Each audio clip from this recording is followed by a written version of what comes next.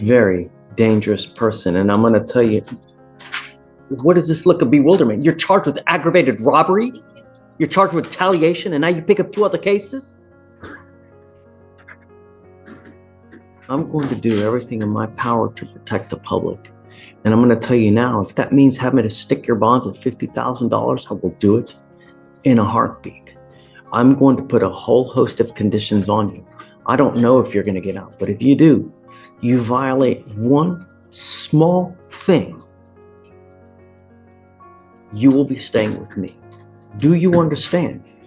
No dope, no alcohol, no going to any of the places where you've been charged with theft or any of the other things that you got. No weapons, and I'm putting an ankle monitor and I'm giving you a curfew. I don't want you out in the middle of the night. Your curfew is from 9 p.m. to 6 a.m. Do you understand? Your bonds now are set at around what, 70?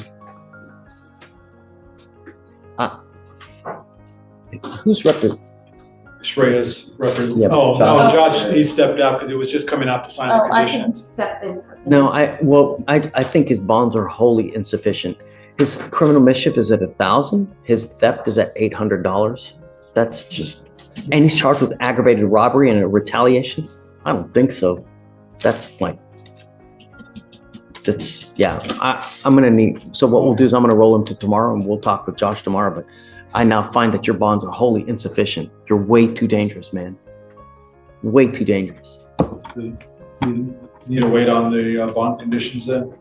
No, let's have it signed just in case he makes bond now. That way we have it in place. But I'll readdress the bond tomorrow. Perception is reality.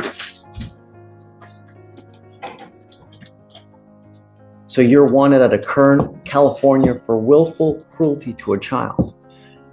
Are you waiving formal extradition, sir? Yes, sir. Okay, so what that means is we give the demanding jurisdiction here, California, 2 weeks to come pick you up. And if they fail to come pick you up within that time, we will release you. Yes, sir. Here's a quick legal explanation. When a person waives extradition, they're basically agreeing to be taken back to the state that issued the request here. That state is California. It removes all the extra steps. No long hearings, no delays. They're simply sent back to deal with the case. They're You know that California's ready to come get him, Amy? Oh, yes. Okay. All right. Good luck. Thank you, sir. All right. Thank you, Judge. Go ahead. So let me get this right, Josh. He was out on bond for the aggravated robbery. He was out on bond on the other case, on the retaliation, and then he picked up these 2 new cases, right? Is that right? Let me check that.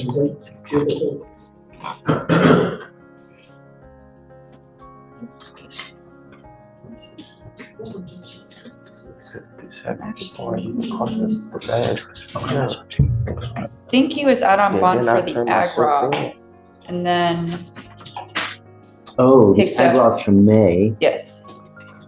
And then picked up Took a the theft. retaliation on 9/4, and then after that, so it's a 3rd time he's out, and then he picks up another case.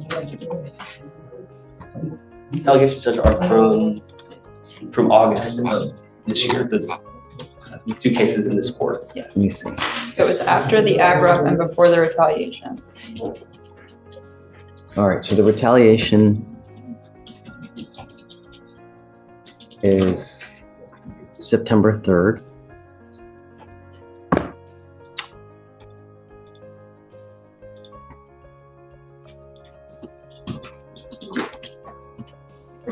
Mischief is August 28th.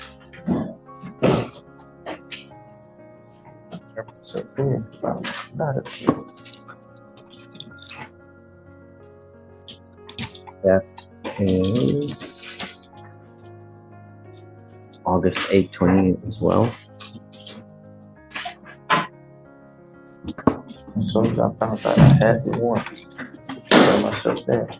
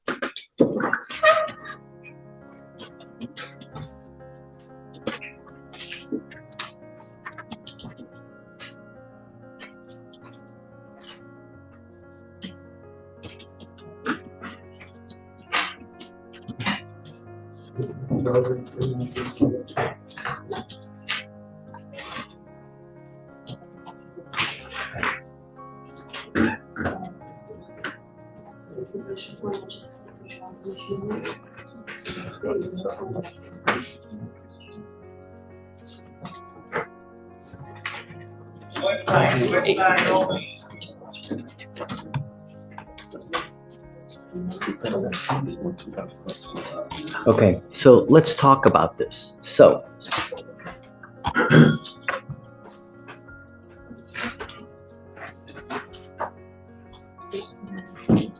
officers get a call that a robbery has occurred.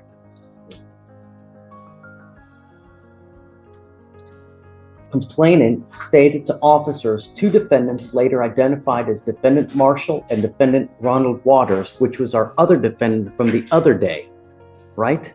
Remember Ronald Waters from yesterday? Hereinafter referred to as Waters and Marshall walked into a store, destroyed a glass partition which was $300 to replace, and walked out of the store with 3 vapes and other stuff, sodas and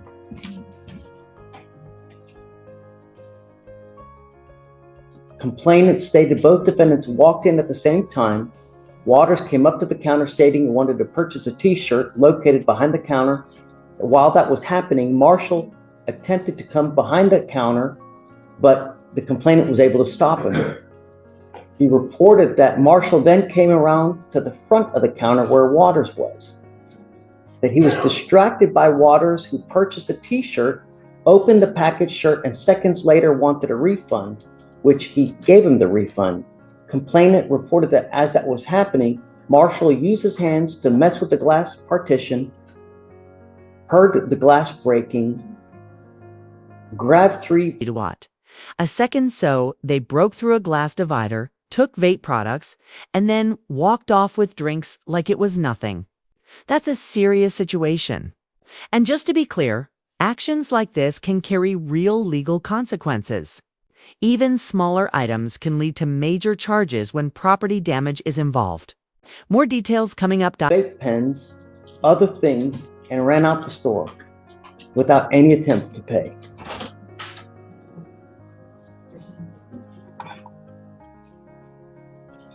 Complainant states that he knows both defendants by sight and can identify them from priors.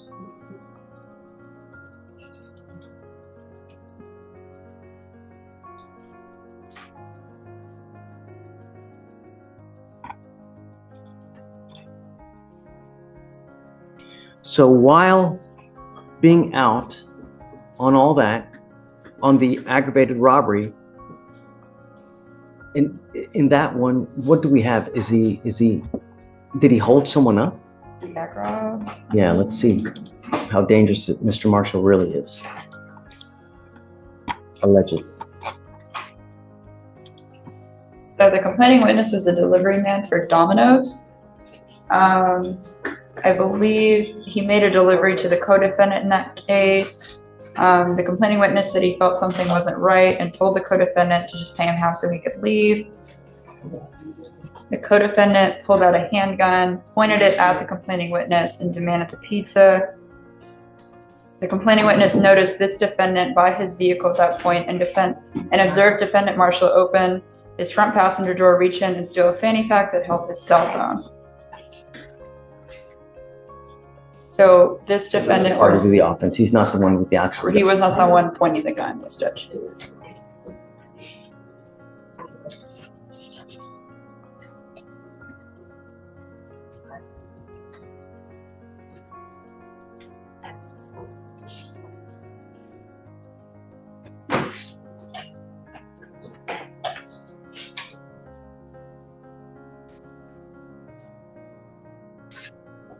The complainant began to feel that something was not right and offered to accept half the amount due for the pizza just so that he could leave the location. White then pulled out a firearm, pointed at the complainant, and demanded the pizza. White told complainant. Do you see that? The delivery driver actually heard a threatening sound right in front of him. Counting down from 5, he genuinely thought something terrible was about to happen. A truly frightening moment. Situations like this show why personal safety laws exist. Even a simple food delivery can suddenly turn dangerous. That he had 5 seconds to give him everything he had and began to count out loud. Do you know how scary that is to have someone hold a gun at you, tell them you have 5 seconds to give them everything or else? That is really, really terrifying and can cause people to have nightmares, all kinds of psychological issues.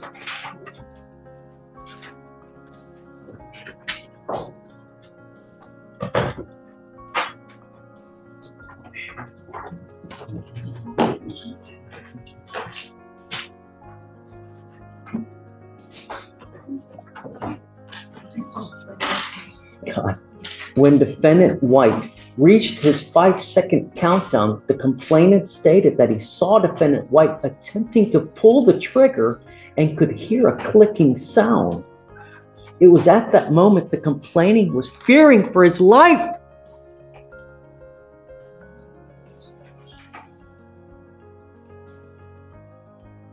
He attempted to push defendant White's pistol away from his face and was able to retrieve his own firearm, namely a pistol. Complainant feared for his life and discharged the pistol at defendant White. Oh, the complainant shot and killed defendant White, who died at the scene.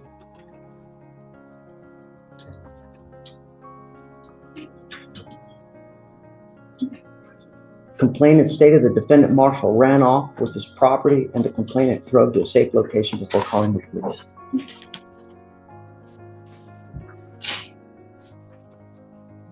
This is Houston. I will do everything in my power to protect our city. I want you to understand that. And that person is now gone. For a pizza, his life is now gone. How well did you know this person? How well did you, was he a good friend of yours? Someone I knew in the apartments.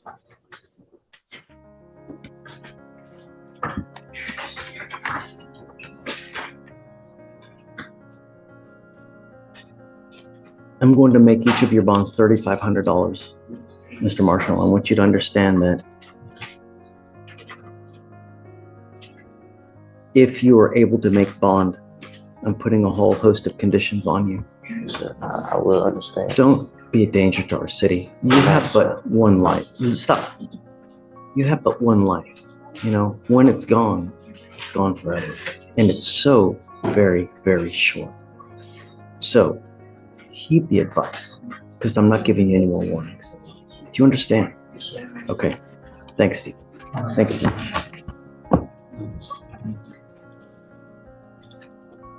Good morning, Mr. Jones. Good morning. Mr. Jones, you were wanted out of the state of wherever. Probably denial, I don't know. But I have you here now because your lawyer is asking me to set you a bond. Yes, sir. I don't know. I've never met you before. I don't know who you Order are. in the court. No, my primary concern are two things. Number one, will you go back to the jurisdiction that you wanted from? Number one. Yes, sir. More importantly, and most importantly, are you a danger to the community? I know that you're going to tell me that you're not. Everyone says that, right? But what really dictates is how you look on paper, because that tells me who you really are. So I just don't know. We'll go through all that and we'll determine whether, you know. I do know that you have an open evading arrest in a motor vehicle, so you're now charged with a 3rd-degree felony. And so, all right, Amy, tell me about it. Yeah, he's wanted from St. Lucie County in Florida. Florida. Oh, Yeah. ouch. But he's wanted for a violation of probation for grand theft of a motor vehicle. We're asking for no bond at this time. For one, Do you see that? The delivery driver actually heard a threatening click right in front of him. Counting down from 5, he truly thought something terrible was about to happen. A terrifying moment. Situations like this are exactly why personal protection laws exist. Even a simple pizza delivery can suddenly turn risky.